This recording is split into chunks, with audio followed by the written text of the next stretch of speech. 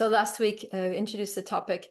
This is it's based on a book, one of our ancient wisdom texts called the Srimad Bhagavatam, which is, most of you maybe know about the Bhagavad Gita.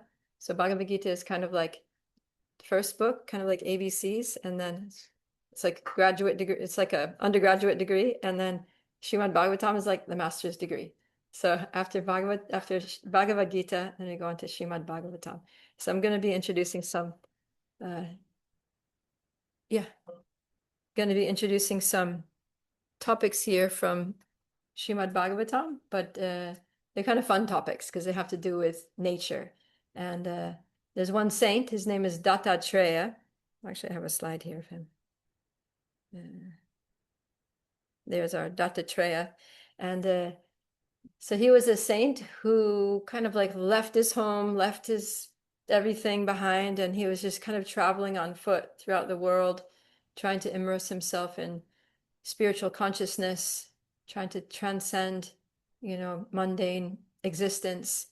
And as he wandered through the world, he observed. He was very observant and thoughtful. And so many things in which he encountered just ordinary things, he was so reflective and philosophically thoughtful about those things that he was able to come to some really deep spiritual realizations just from ordinary things. So last week, what we talked about was the elements, earth, water, fire, air, and space. And so we covered those and the spiritual lessons that he learned from just observing the elements that make up this planet. And so now what we're going to talk about is the universe. And we're going to focus on the sun, the moon, and the oceans. So a few important aspects of our universe or our planet that we live on. And I want to ask you something here. So what does this picture have to do with this topic? Any guesses?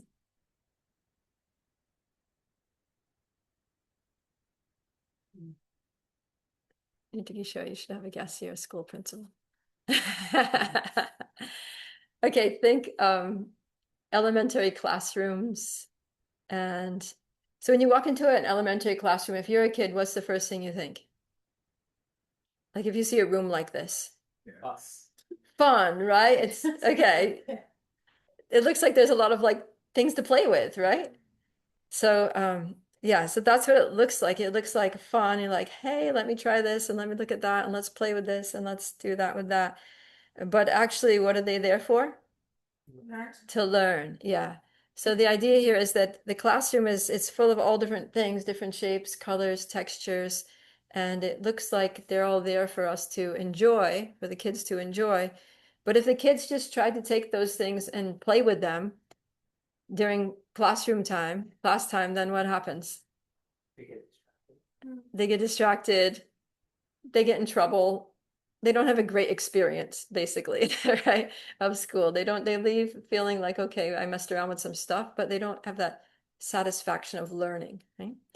Whereas if they accept the guidance of the teacher, who has a whole, educational objective with those things, and they just go along with what the teacher wants them to do, how to engage with those objects and exciting things in the room, then they're going to have fun. And they're also going to learn something, and they're also going to leave feeling very satisfied that they learned something and the teacher is happy with them. So there's a nice classroom dynamic and everything is good. So the idea is the same thing with this world, right? This world is just full of things. So many different objects in the natural world, physical objects, animate objects, inanimate objects. And sometimes we think that this world is just our playground, right? That everything is here for me to just enjoy in different ways, beautiful scenery, beautiful landscapes, beautiful sunsets, and phases of the moon and things like that. And this is all just for me to like, this is like beautiful nature, right? To enjoy. But actually, when we see it through the eyes of a saintly person who is really, really focused on spiritual evolution, then he sees that everything is here to teach us something. And that everything is actually, the universe is designed in such a way as to be instructive. And the more we start to see things the way the teacher, these great spiritual teachers, would like us to see them, then the more we actually learn and have a satisfying experience, here in this classroom of planet Earth. Right? So, yeah. So this is Dattatreya, and he's the guru. So when he wandered around he was just on his wandering journey.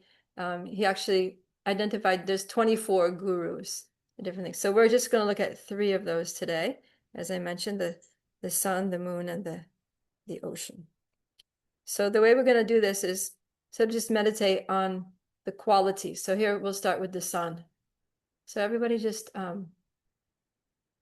well, maybe we can do this. We can do a little icebreaker with this. So let's go around and everyone say their name and something that you appreciate or a quality of the sun that stands out to you. Start with Arjuna. Okay, my name is Arjuna. There's so many things. This one. Well, one. I mean, without the gravitational force of the sun, we wouldn't be able to, even, exist. Without the pull of the sun, there wouldn't be no Earth, basically. We wouldn't get in line with planets. So Okay, so the sun is like somehow. the force of existence. Okay. All right. The gravitational pull of the sun is holding us all in orbit. Okay. Yes. Hi, my name is Kirsten, and recently I thought about the sun as like very practical. It's just like, oh, the time to be awake and the time to be asleep, the time to do things outside and not need a flashlight. But of course, it's so much more than that with like providing food to plants and the foundation. Oh, wait, don't say too many because we have a lot of people here. Let's stick with that one. I like the first one. That was cool. That was kind of novel. That the sun is kind of like our indication that it's time to get up and be active. Right? Okay, great. Thank you. My name is Michaela. Kind of piggybacking off of that, first word that came to mind was bright. So like brightness and equals hope in my Wow. Okay. So correlating it with an abstract concept there of hope. Nice. Thank you. Hi, my name is Monica, and I would say the sun generates heat, which is, I guess, well, I'm a summer baby, so I like the heat. It provides vitamin D for the skin and systems. Good. So that, yeah, without the heat of the sun, this planet would be an ice cube. And we would not be here, right? We'd all be ice cubes. So yeah, we need that heat. And especially for those who like it cozy. Good, thank you. Yeah, oh, I guess we'll go back. Let's go to Nitikishwari. And it's similar to Kirsten, where it's a regulating element.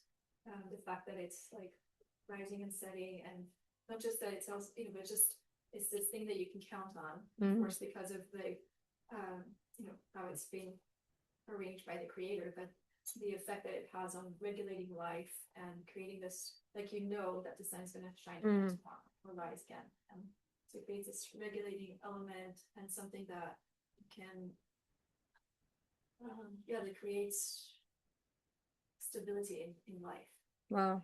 Yeah, you can count that the sun is going to rise at the minute, right? And set at the minute, and it's going to fall. It's not going to go through the sky. It's just going to go at its own pace, set pace, predictable. Yeah, so it's something we can count. It gives us stability. That's great. Thank you. Way in the back. Oh, well, yeah, I was going to say Paul, right? dependable. Let me think of something else because I was going to say the same thing. Okay. What it means to you. I was just going to say that it's dependable. And people often aren't, so something to think about. Yeah, it's kind of, we say that, right? That I mean, there's that famous song, "The sun will come out tomorrow," right? Like everything else in your life can be falling apart, but the sun is going to rise. There will be another day, right? And it's related to hope also. Right? Your name was? Paul. Okay, good. How about there in the middle? It's me. Yeah, so we're asking you your name and some quality about the sun that you can think of. Oh, Anything. my name is Yogeshwar, and sun itself is alive. Sun is alive. Okay. Itself is alive. All right. Good. Thank you. Lorinas, my name, LT for short. When I think of the sun, I think of the father, the yang force, life force generating state. We are the sunshine incarnate. We are living representations of the sun. Without the sun, we wouldn't be here. So something that we can hold a lot of gratitude for as we connect to the sun. Awesome. Very profound. Thank you. I'm Juliana. For me, the sun, it doesn't discriminate. It's there for everybody to join, to see it. It doesn't see dark, blue. It doesn't see any colors. It doesn't see religions. It doesn't see anything. So it doesn't discriminate. It's there for everybody to join. Nice. You guys are already like taking this to like next level, like the next step. The first thing was just the quality of the sun. The next thing was like a lesson that we can learn from the sun, right? So kind of like from yours, it's like, how can we be like the sun? Is that we can also just be equal in distributing kindness, right? Just as the sun distributes sunshine on everyone, on good people, on bad people, on old people, on young people, and right? Yeah. Okay. Anyway, so this is where we're going with this. So you can meditate on what you said and how that is a quality that we would like to imbibe in our behavior. Okay, next. I'm Anna, and I don't know. I can't think everything they said, and I mean, the sun makes me happy. Okay, Sunny days are my days. good, So, good. Yeah, it's been last couple of days have been a little gloomy, right? Definitely affects people's moods, right? When it's a nice, bright, sunny day or not. Yeah, good. Hi, I'm Rama. One of my best friends' name is Aditya, and I just spoke with him last week. And Aditya is sun in Sanskrit, and it means the beginning. The beginning. Somebody mentioned, right, about sun being the start of everything. So that's how I think about it. Good. Yeah, like new beginnings. That's great. Thank you. My name is Giri, and I kind of just think of memories that revolve around the sun, just like sunsets in Texas. You usually get the pink and purple skies. Yeah, nice. So beauty, right? Yeah. Beautiful sunrises, beautiful sunsets. People will like wake up early in the morning and go somewhere on top of a mountain just to see the sunrise. Yeah. Okay, good. Thank you. So then can anyone, so we had one example of this already. Can anyone, based on what you said or what someone else said, think of some personal application, how we can apply these nice qualities of the sun, something that we can learn about how to be better or go deeper in our spiritual lives. Kishori? I hear one thing that there are some places where the sun is absent for long periods of time. Or even for us, we can see that there's in seasons, and maybe in Texas not so much, but you know, where you may not see the sun for a while. In Alaska or something in the winter. And then, you know, here in the summer, it may be there for like every day you wish there would be a cloud in the sky that would cover, but we can see that those things they go in cycles. And if, you know, today maybe there's too much sun and you wish that, you know, you could get a little shade, and then some days you wish for a little ray of sunshine to come, but those are all seasons that come and go, so we can't be attached to one situation or another or hold on to it. We just have to accept that those things will come and go, and we need to remain like steady through that. We can't like fall apart because it's a rainy day or if you, so it's just, you have to just accept that today the sun may not be visible, but it's still there and it may show up tomorrow. Okay. So it's about being patient and tolerant, right? We can learn that from the seasonal changes and movements of the sun. Okay, good. Thank you. Something else? Yes.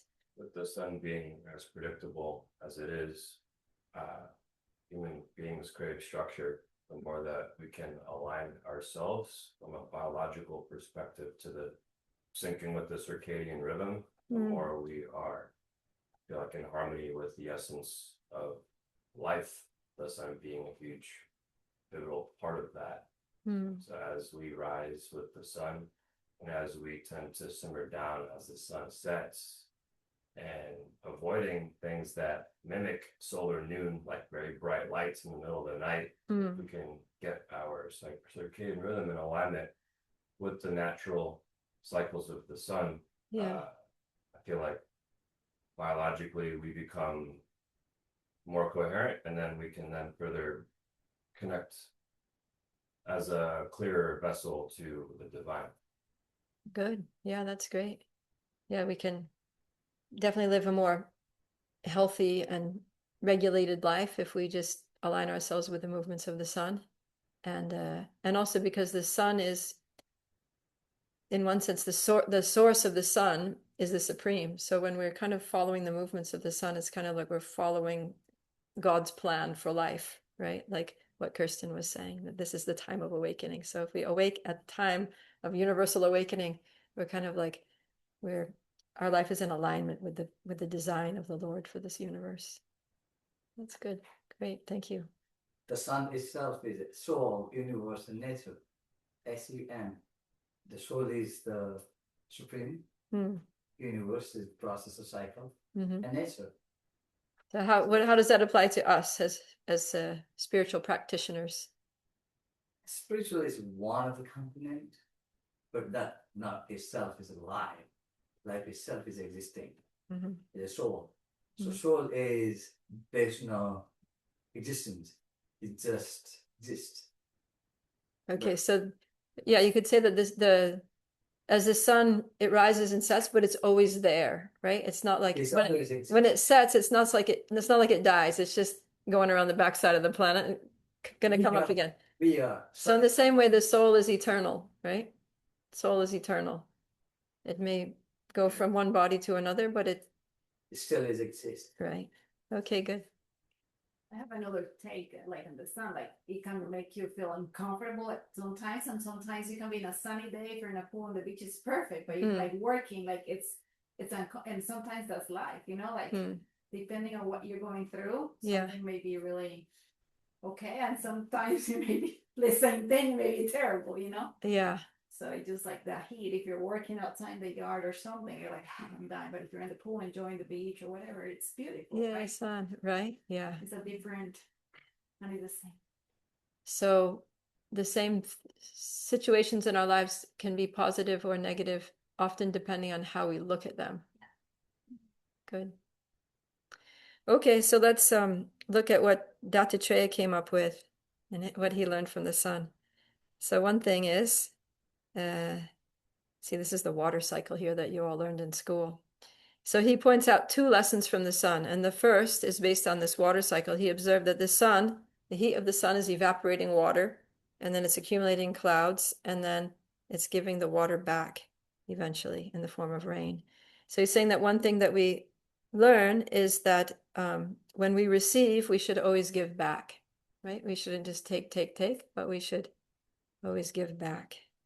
And I think it's, here, someone like to read this? Just as the sun evaporates large quantities of water by its potent rays and later returns the water to the earth in the form of rain, similarly, a saintly person accepts all types of material objects with his material senses, and at the appropriate time, when the proper person has approached him to request them, he returns such material objects. Thus, both in accepting and giving up the objects of the senses, he is not entangled. Because Dattatreya was a renunciant. So as he was traveling, people would give him things. They would give him donations. They would give him gifts. They would give him clothes. And then if he saw someone that was like, oh, can you help me? Can you give me some? Then he would just receive those things and then just distribute them according to people who needed them. And that way he didn't become attached. Engaged attachment. Yeah, exactly. And then another lesson he got from the sun was based on this here. So see those puddles? So the sun is reflected in each of the puddles.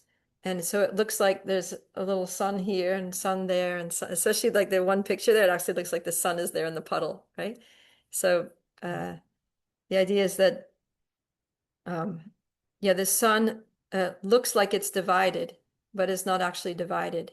So in the same way, the soul, it looks like it's, passing through, it looks like it's in this kind of body and then that kind of body, and maybe, you know, after the time of death, it gets reincarnated into another body, but it's actually the same soul. There's only one soul in all those different bodies. That's the universe is the structure and nature. Mm-hmm. Okay. So let's go to, oh yeah. Would someone like to read that there? Can you see it? Even when reflected in various objects, the sun is never divided, nor does it merge into its reflection. Similarly, although the soul is reflected through different material bodies, the soul remains undivided and non-material. All right. Thank you. And then this is one that I thought of that I really liked, is that this is a sun with a fog.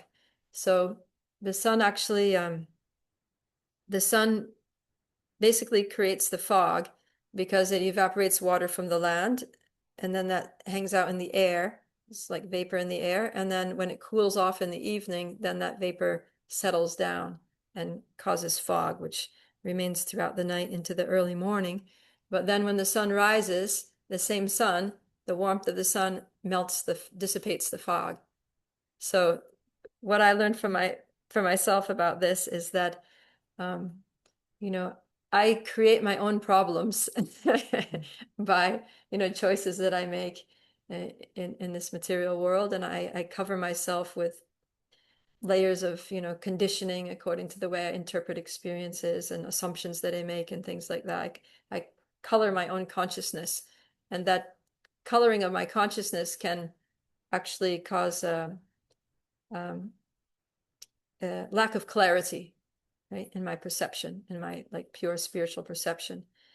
But I can also purify myself by engaging in the processes of bhakti, by chanting Hare Krishna and things like that. I can purify that. So it's like the sun creates the fog, but it also burns it away. So I create my own conditioned life, but I can also purify myself of conditioning. So that was my thought. Okay, the moon. Nice picture, right? So the moon is our next guru. What are some of the qualities of the moon? You can maybe think of how the moon is different from the sun, the light of the moon, or the qualities of the moon. It's cooling. Okay, the sun is hot, right? But even in the summer, the moon is always cooling and soothing. Soft and soothing. Yeah, soft. There's a softness to it. There's sometimes a harshness to the sun. When you look at the sun, you can't look at the sun for long, you like maybe like a second, and then you're like seeing spots, right? But you can gaze at the moon for hours and you never get tired of it. But the temple name is Kala Chandi. Kala Chandi means the moon is the black. Yeah. It is reflecting the sunlight, so it has the feminine. And we talked about the sun is the masculine. There you go. So sun is often seen as masculine, and the moon is often seen as feminine, right? Soft. It's energy to energy, Radha Krishna. All right, thank you. So any lessons that you can get for our personal application from the qualities of the moon? It's all a phase. It'll pass. It'll pass. The moon goes through phases, right? So the same way we pass through different phases in our life. Yeah. So we want to see it as a cycle. Passes the good and the bad. Cycle. Everything's cycling around, right? If you're in a bad mood, just wait a little. Things will change. Yeah, that's nice to be patient with ourselves and with our ups and downs, right? Because the moon is waxing and then waning, and the same way, you know, our experience is sometimes, you know, we're on the upswing and then we're on the downswing. And, yeah. It's also to the lesson that you're giving back what you receive, because it kind of reflects the light back, like it offers back what it's receiving. That's nice. Yeah, the moon reflects the light of the sun, Yeah. right? But it does so in its own way. So in the same way, we take energy from so many other people, right? We take knowledge and joy and stress and right from other people. But then we reflect it in our own way, right? We process that, and the way we pass on that energy can be different, right? So the sun, the heat of the sun, the hot light of the sun hits the moon, but the moon gives it off as cool. So somebody can say something harsh to me, but I don't need to respond in a harsh way. I can respond in my own way, with coolness, with sweetness, with calm. Smoothing, and it's only full moon day once a day, and it's coming when it's. I call it, in my understanding, is the men and women and men, which is the sun is the masculine and moon is the feminine. So feminine is all about how the smoothing and humble and natural, and that's the moon does it after the masculine has in charge, or a living being. Nice. Yeah, so the moon has these really sweet and soothing qualities. Arjun? I was thinking that the beauty of the moon lies in the reflection of the sunlight. Like if there's no sunlight reflecting on it, then it's like the new moon. There's nothing there. But if there's like direct reflection of that, life force or energy, then you can appreciate the beauty of it, the wholeness of it. So how does that apply to us? Well, I was thinking in the sense of like if we have no connection, or we like don't have the presence of God or that potency, then we cannot fully like embrace our beauty, or like there's without that particular energy, there's really nothing to reflect. Wow, that's really Very empty. It's very spiritual. I don't know if that makes sense. No, that's good. Yeah, it means that it's kind of like saying that the moon only can give off light when it is reflecting the light of the sun. So in the same way, to the extent that we're connected to the Supreme, the source of everything, the source of all power, all beauty, all strength, all knowledge, then we can have those qualities, we can reflect those qualities. But if we're disconnected, if we're not, in the light of God, basically, then we're just going to be in darkness, right? We don't have that spiritual energy to give. Paul? The moon at night is a guiding light. It's always been a light for hunters. So the moon represents knowing. Okay. How is that a lesson for us to apply? Because knowing is always there. You don't need to do anything to get it. Knowing is always there. Okay. So we need to connect with knowledge, and that would be our guiding light through the darkness of this world. Is that what you're saying? If you don't get it, don't get it.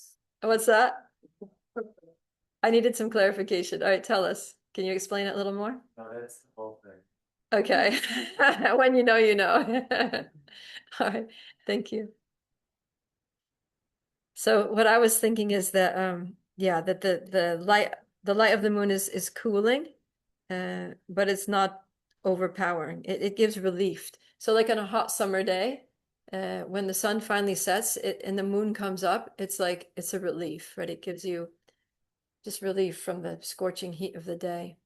So my thought was that I would like to be a source of light which gives relief to people. That somehow I can be a source of light, but a quality of light that doesn't blind people or scorch people, but that gives relief and comfort to people who are struggling in this world. Yeah. And then there's another one. Oh, wait. Yeah, there's another one. This is actually this is Dattatreya's lesson. It has to do with the phases. So this is, I'll just put it up here. Can someone please read? The various phases of one's material life, beginning with birth and culminating in death, are all properties of the body and do not affect the soul. Just as the apparent waxing and waning of the moon does not affect the moon itself. Such changes are enforced by the imperceptible movements of time. Mhm. Yes, we came up with something similar, right? In terms of our moods and cycles, like monthly cycles or life cycles. But this is, yeah, so this is talking about the phases of life, like being a baby, a child, a teenager, a youth, an adult, an old person, and then yeah. But the soul is not affected by any of those changes of the body. Just like the moon, it appears to be going through phases, but actually the moon doesn't change at all, right? It's only apparent to our vision. That's pretty cool, right? Okay. Now we have the ocean. How many of you been to the ocean? Has anyone not been to the ocean? Everyone's been to the ocean. It used to be a big thing when I was a kid. Now everybody travels so much. When I was a kid, I lived in upstate New York, and it wasn't that out. I mean, maybe it was like a 5-hour drive to the ocean, but most people that I knew had never been to the ocean. So, yeah. All right, what do you like about the ocean? Generating. Regenerating. Yeah, it's refreshing. It connects the soul and the material, the water. The soul and the what? The water connect the soul and the material. Material, okay. It's like a connection of spiritual and material. Water is transformative between the soul and the material. Okay. What else? The colors and the waves can be so different in different parts of the ocean. Yeah, and also like different on different days. Sometimes it's like green, sometimes it's blue, sometimes it's white, sometimes it's black. Yeah. It's both like soothing and overwhelming. It's like this is really beautiful. But then you think of like I just saw something about like the surfing competitions. You think like North Shore Hawaii and like how they're massive and it can be really overwhelming. Yeah. Have you been swimming in the ocean and you, like a wave snuck up on you and just like slammed you down on the and you come up with like bloody knees and elbows and chin? It's like whoa. Like there's some old like Cabos San Lucas, getting the water. You just kind of like you just look at it. It's just too much, right? No, you will die, but little. Oh yeah. You cannot The waves are those so waves will kill you. wow. But this one looks beautiful. Yeah. It's really fast, like you can't see the end of it, it's like the other side. Mm. It just seems like an endless vast, like that. Goes on and on. Yeah. Okay, so what are some applications for our spiritual lives or trying to improve the quality of our lives? One thing about waves, I'm not a surfer, but I think there are certain ways that you can let the waves carry you a certain way or like take advantage, even if it's a big wave, but if you know how to use it, then you can kind of ride it. Mm-hmm. So sometimes in life there will be instead of fighting against something that seems big or overwhelming, if we learn how to, not in a bad way, but like use the waves that comes our way to our advantage so we can ride them and move forward. Yeah, that's good. Sometimes problems come, but we can either let them knock us down or we can take it as an impetus to do something wonderful, right? Yeah. Nice. What else? Like the ebbs and flows, just like the ocean has its tides, we are also like breathing in and out, and we go through these micro to macro cycles that we realize, if we're in a certain state that could be an ebb, well, at some point that will eventually turn into a flow, and vice versa. And there's beautiful lessons within those cycles. So just trying to embody the presence of wherever you're at with gratitude and trying to extract what lessons are needed to be transcended over time. Nice. Yeah. Your first point made me think of something that a way that we can apply is that, the tide goes out and comes back in. So sometimes in some situations in life, we need to take initiative and be assertive and get out there and do something. or take a stand, you know, make our voice heard kind of thing. And then other situations, it's better to just kind of step back and, you know, withdraw and wait it out and see, you know, be quiet and just see what's going to happen. So like that. But that's the intertwine of the masculine and feminine energy, right? Push and pull. Mhm. Yeah. So in the pushing, the wave is coming, and then pulling, where this that's how even breathing cycle goes. Mhm. And like so. And in that time, so when it's low tide and the sea recedes, then on that beach that was covered, you can often find a lot of beautiful things, right? Like seashells and little sand dollars. And so in those moments when we step back and have, you know, some moments of quiet, you know, introspective time for ourselves, maybe we meditate or chant or journal or read something spiritual, then we can find within our heart a lot of beautiful things during those moments when we're withdrawn from the activities of the world. Just thought of that now. Okay. Do you want to see what Dr. Treya came up with? Yeah. I really like this one. This is super fun and sweet. Someone please read it.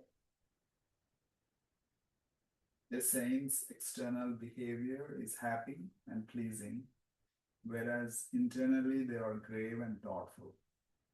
It is very difficult to understand the mind of a self-realized soul who has given up material life based on lust and greed and dedicated themselves to the absolute truth.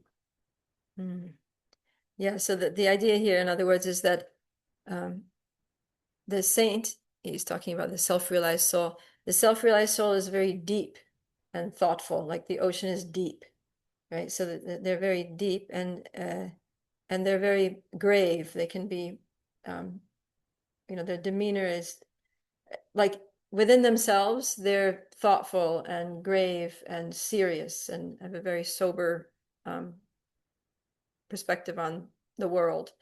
But on the surface, they can be jolly and jovial and joke around and just, you know, be fun people. So yeah, be a pleasure to be with, even though internally they, you know, are very, very grave. So like that, the sea is deep, but on the surface it's like fun waves, you know, ripples and splashes, and so I really like that. I know people like that, you know, they're very, very deep. You know, they're very thoughtful, and whatever they're thinking about is something super profound, but they're just like, hey, how's it going? Or, you know, they're just like on the surface, they're just like very cool, very fun. Yeah. I just realized I'm a saint today. Wow, that's good to know. Okay. He's realizing he's a saint. I guess you have a lot of qualities that Dr. Trey is learning. Good. And here's another one. Now, what's happening here? The ocean is flowing into the ocean. Rivers flowing into the ocean. Yeah, exactly. So from this, he got another lesson, which is this. Who wants to read? During the rainy season, the rivers carry tons of water to the ocean. During the dry summer, they bring very little, yet the ocean level remains the same. In the same way, a saintly devotee whose goal is spiritual remains equipoised in prosperity and poverty. Right. So sometimes we're winning in the game of material life, and sometimes we're losing. But a person who's very saintly, they're equal. They're equal-minded. They don't become like morose and depressed when, you know, there's a little bit of a dry period economically or whatever, and they don't become overelated and, you know, proud and things when there's when things are in abundance. But they're just like, okay, it is what it is, and I'll make do with what I have, and it's all fine. Okay. Holding gratitude in the ebbs and the flows. Yeah. Yeah. So now what I want you to do is you have to get a partner.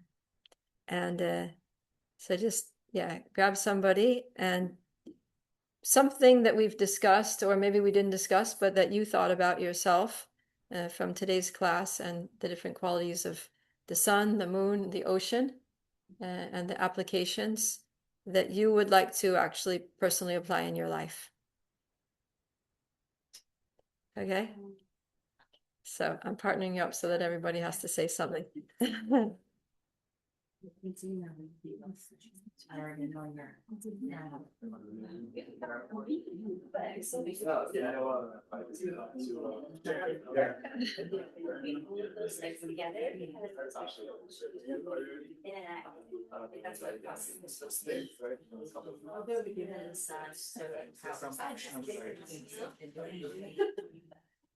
You're gonna partner, huh?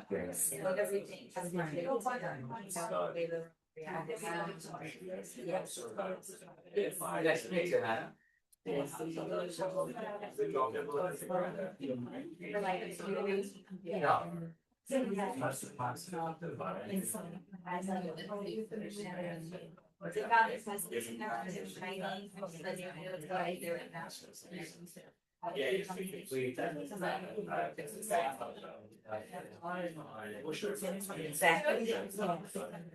It's just always right? So if you be self-aware, my person knows.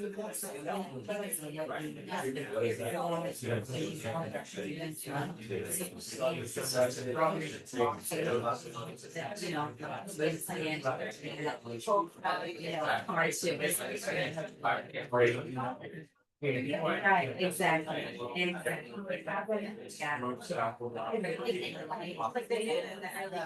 Right. I know.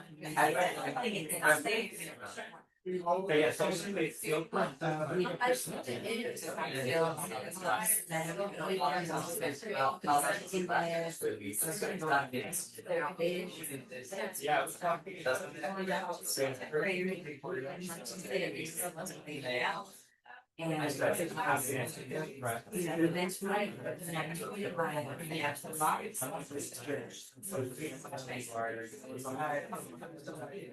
am definitely everything about is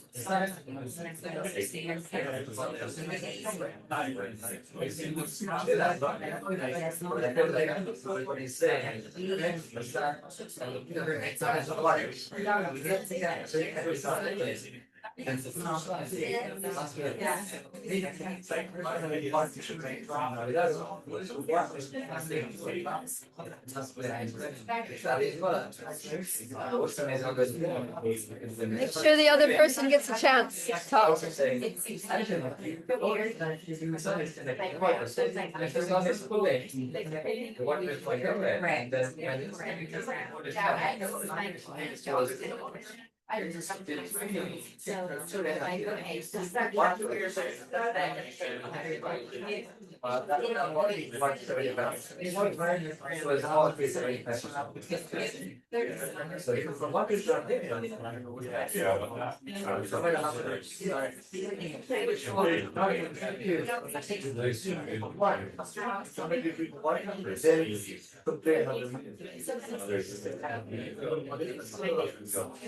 That is where the water is about my second. On those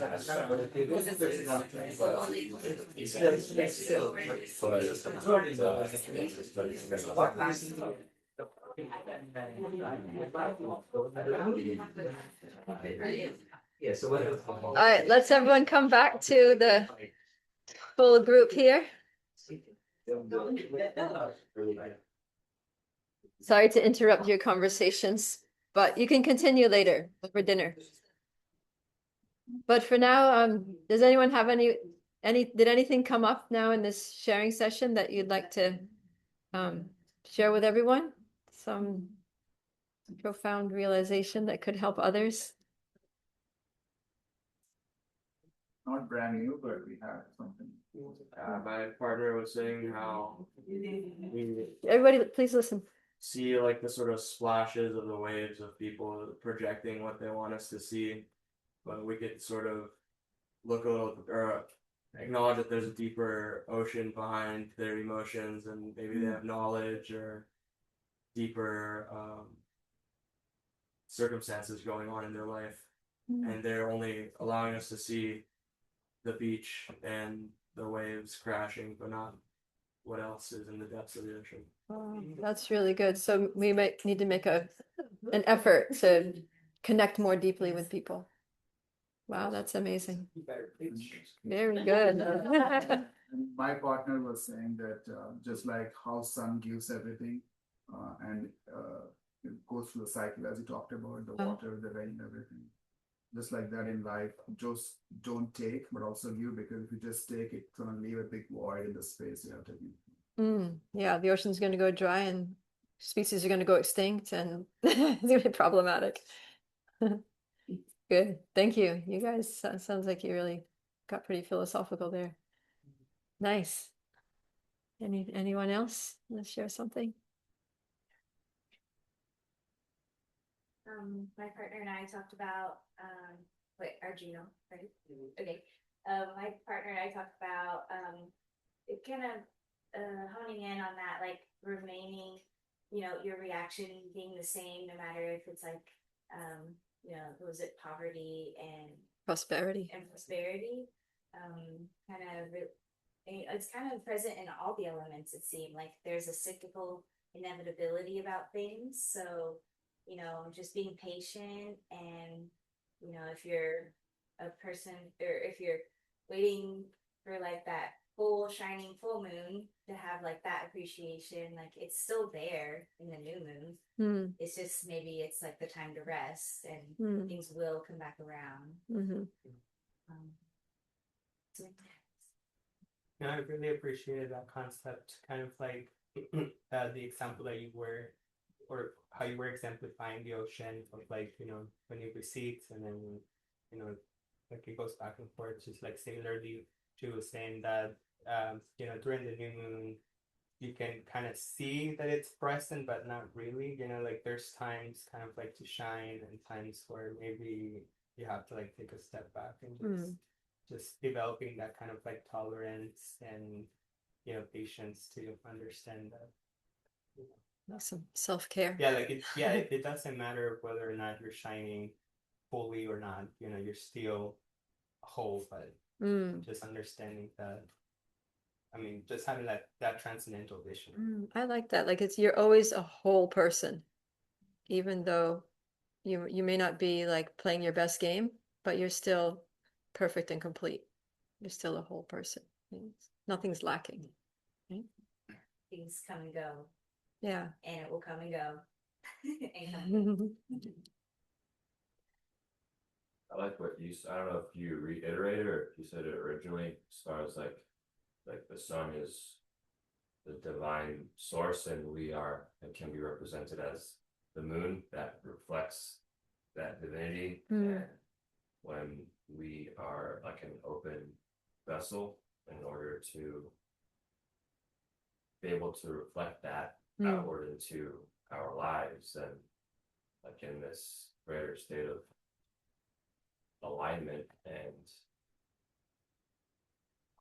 about like getting out of our own way, right? Like emptying out so that we can be the vessel to receive that inner knowing. And then let it flow, be like the medium to pass it on. Yeah. It just reminded me of, because you're comparing it to the sun. I was remembering when I grew up in Christianity, and we used to learn these little songs as kids. So there's this one little song. It was like, "This little light of mine, I'm gonna let it shine." Let it shine. Anyways, the idea is that you get some light, right? You get some divine insight through spiritual practice, through the connection with God, and your life becomes illuminated. And then you let that shine, and you try to give that light to others. Okay, I guess we better wrap this up, and we're going to do some kirtan, generate some light, some spiritual light through kirtan. Who's leading kirtan?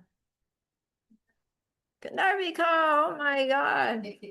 Jai. So thank you all so much for your participation. I feel like we really churned a lot of nectar here. We really dug deep and brought out some really amazing realizations and discoveries about nature and ourselves and things that we can learn. And this is a process, you know, not just in the classroom, but when you go out there in the world, you know, try to see these things.